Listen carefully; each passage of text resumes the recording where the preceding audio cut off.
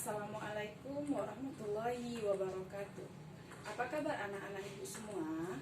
Semoga anak-anak ibu semua selalu berada dalam keadaan sehat walafiat. Amin, amin ya rabbal alamin. Kita sama-sama berdoa semoga pandemi ini segera berakhir sehingga kita bisa sekolah kembali dan belajar secara bertatap muka langsung. Amin, amin ya rabbal alamin. Baiklah anak-anak ibu semua, sekarang kita lanjutkan materi pembelajaran kita tentang gemar sedekah.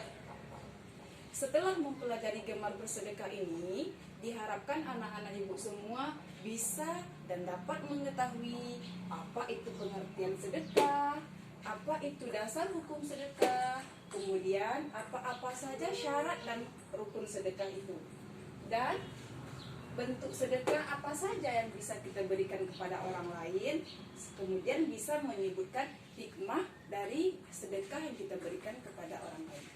Baiklah anak-anak ibu, kita lihat yang pertama, pengertian sedekah. Sedekah adalah memberikan sesuatu kepada seseorang tanpa mengharapkan imbalan.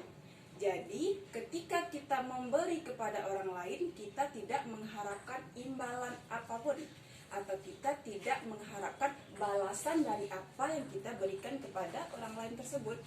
Yang kita harapkan ketika bersedekah ini apa? Yang kita harapkan ketika bersedekah ini hanyalah ridho Allah Subhanahu wa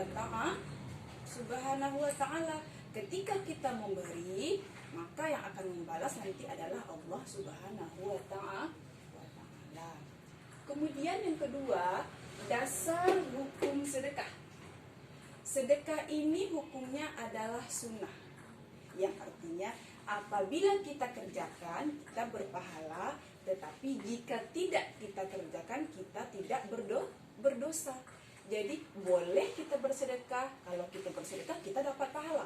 Tetapi kalau kita tidak bersedekah, kita tidak berdosa. Itu yang namanya sunnah. Adapun dasar hukum sedekah ini adalah surat Yusuf ayat 88. Ya, dasar hukumnya surat Yusuf ayat 88.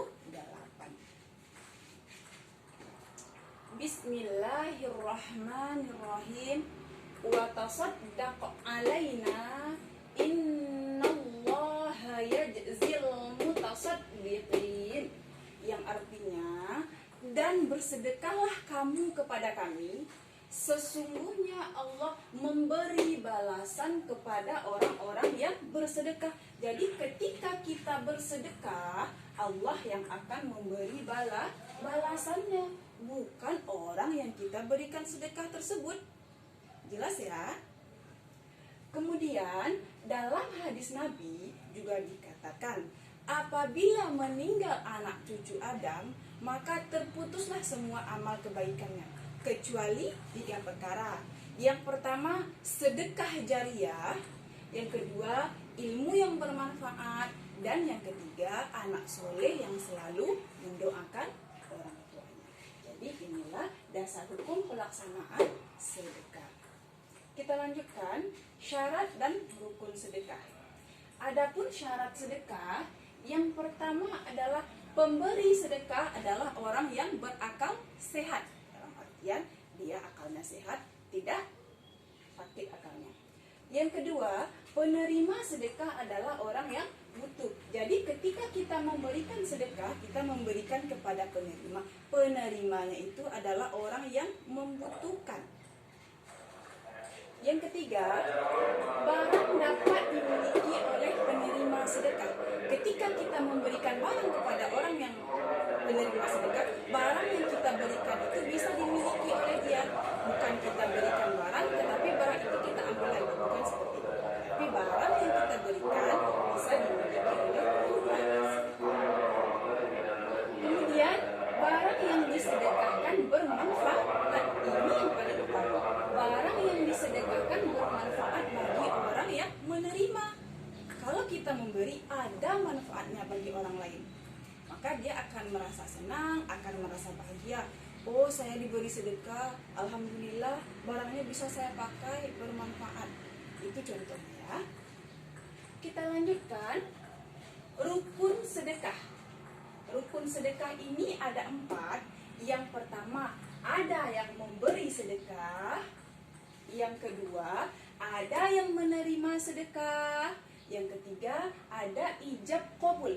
Artinya pernyataan dari pemberi untuk penerima bahwa dia memberikan sedekah. Itu namanya ijab qabul. Kemudian yang keempat adalah ada barang yang kita sedekahkan. Kalau ada pemberi, ada penerima, ada ijab kabul, tetapi tidak ada barang yang akan disedekahkan, maka sedekahnya tidak akan terjadi. Kalau ada pemberi, ada ijab kabul, ada barang, tapi tidak ada penerima, juga tidak bisa. Dia harus ada pemberinya, ada penerima, ada ijab kabul, dan ada barang yang kita sedekah. Kemudian yang keempat adalah bentuk sedekah. Apa-apa saja yang bisa kita sedekahkan. Yang pertama adalah harta benda. Ketika kita mempunyai harta benda yang banyak, yang sudah melebihi kebutuhan kita, sebaiknya kita berikan kepada orang lain atau kita sedekahkan kepada orang lain. Memberi itu lebih baik daripada menerima.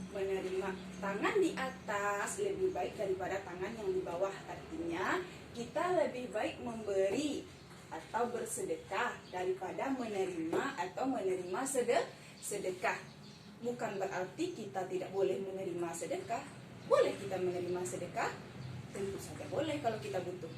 Tetapi yang lebih baiknya kita memberi sedekah, ada orang yang menerima sedekah. Kemudian yang kedua, bekerja untuk keluarga. Bekerja untuk keluarga ini berarti kita bersedekah menggunakan tenaga. Kalau yang pertama tadi kita menggunakan harta benda yang kita miliki. Kalau kita tidak punya harta benda, kita boleh bersedekah menggunakan tenaga. Salah satu caranya adalah bekerja untuk keluarga, bekerja keras, mencari nafkah, itu masuk sedekah. Hasilnya untuk siapa? Untuk keluarga. Yang ketiga, membaca asma-asma Allah seperti tasbih, tahmid, dan tahlil.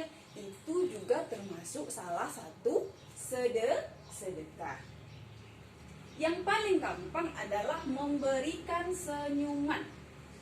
Ketika kita tidak punya harta benda, tenaga kita juga tidak cukup, ada yang lebih mudah, yaitu memberikan senyuman. Ketika kita bertemu dengan rekan-rekan kita, ketika kita bertemu dengan siapa saja, kita tersenyum. Itu sudah termasuk sedekah. Gampang bukan? Senyum aja sudah dinilai sedekah. Berarti untuk bersedekah itu tidak perlu kita punya uang banyak, tidak perlu kita punya tenaga yang kuat, cukup dengan memberikan senyuman. Kemudian bersedekah dengan memberikan air. Contohnya anak-anak ibu, kalau sekolah kan biasa bawa air minum. Air minumnya masih penuh, masih banyak. Ada temannya yang kehausan dan airnya sudah habis. Ketika temannya meminta air minum, boleh dikasih? Boleh. Itu namanya anak ibu sudah bersedekah dengan air. Bersedekah dengan memberikan air minum kepada temannya. Berarti anak ibu sudah dapat pahala? Sudah. Gampang kan? Yang pertama tadi cukup tersenyum. Kemudian kalau kita punya banyak air minum, boleh kita beri teman yang membutuhkan. Contoh, dia habis main, air minumnya habis, boleh bagi air minumnya sedikit. Apa bilang? Boleh. Itu namanya kita sudah bersedekah. Kemudian kita lanjutkan, yang kelima adalah hikmah bersedekah. Apa saja hikmahnya kita mempelajari sedekah? Apa saja hikmahnya kita memberikan sedekah kepada orang lain? Ada hikmahnya.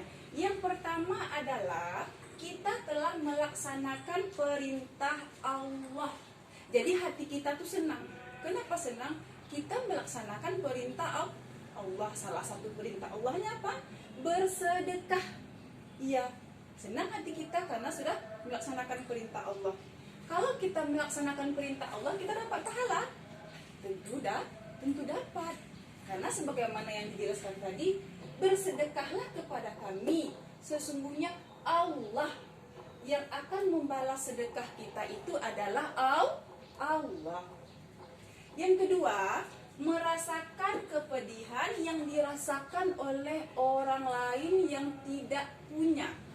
Jadi kalau kita memiliki hartanya berlebih, cukup, orang lain ada yang tidak punya, berarti kita itu merasa iba, merasa kasihan. Iya, dia tidak punya harta, kita kasih sedekah. Itu juga menambah rasa persaudaraan kita. Kita makannya enak-enak, beli ini, beli itu. Sementara ada orang di luar sana yang tidak punya uang, makannya kadang sekali sehari, tidak cukup uang untuk membeli makanan. Jadi di sanalah kita bisa memberikan sedekah. Iya, saya sedekahkan uang untuk beli nasi, bisa dia makan enak kayak kita. Jadi kalau kita memberikan sedekah kepada dia, jadi kita merasakan kepedihan yang dirasakan dia. Kemudian juga menumbuhkan rasa persaudaraan antar sesama. Baiklah anak-anak ibu, mungkin sampai di sini penjelasan mengenai materi gemar bersedekah. Anak-anak ibu semua jangan lupa, setelah mempelajari gemar bersedekah ini, semoga anak-anak ibu lebih giat lagi untuk bersedekah. Ketika anak ibu tidak punya uang, cukup dengan tenaga. Ketika tenaganya, Bu, saya tidak kuat, Bu, boleh dengan senyuman. Itu sedekah yang paling mudah.